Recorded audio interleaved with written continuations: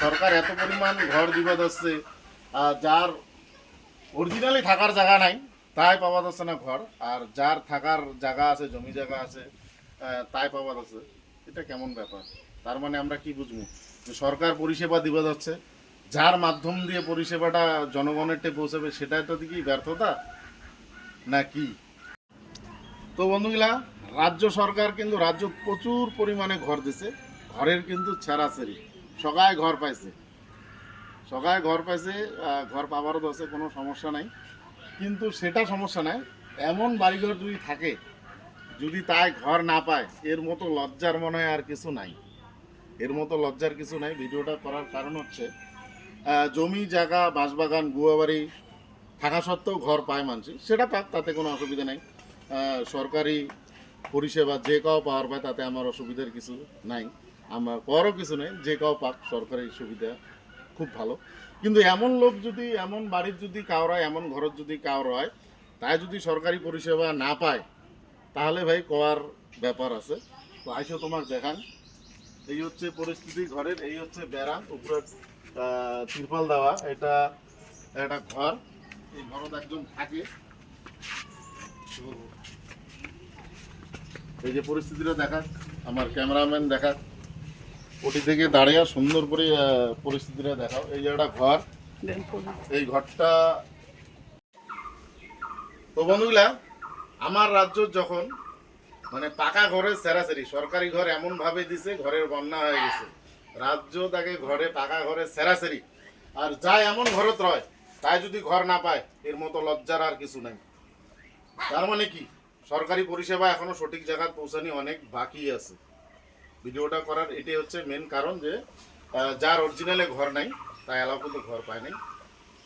এটা হচ্ছে ব্যাপার, সরকারি পরিষেবা সঠিক জায়গা মনে হয়, মোর মনে হয় এখনো পৌঁছানি বাকি আছে।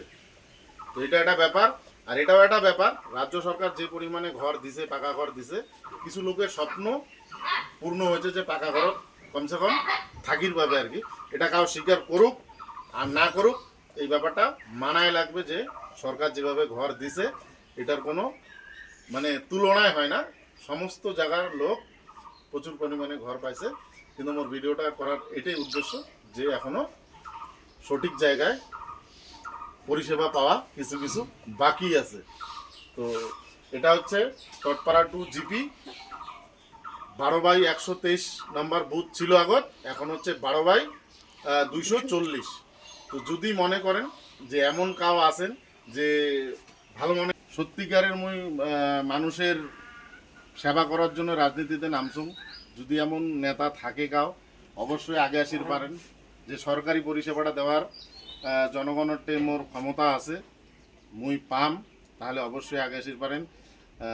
যদি চান, মুই তোমাকে ধরি আসিম, তোমরা দেখবেন, ভিজিট করবেন, সত্যি কি এই লোকটা ঘর পাওয়ার, মানসিটা ঘর পাওয়ার যোগ্য যদি মনে হয়, তাহলে অবশ্যই যোগাযোগ করবেন, আজে বাজে কমেন্ট করবেন, এটা রিকোয়েস্ট।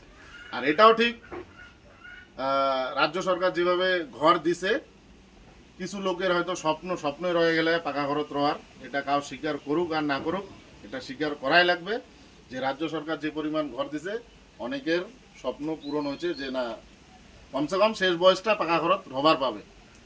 এটা লোকে স্বীকার করুক আর না করুক, এটা মানতে হবে।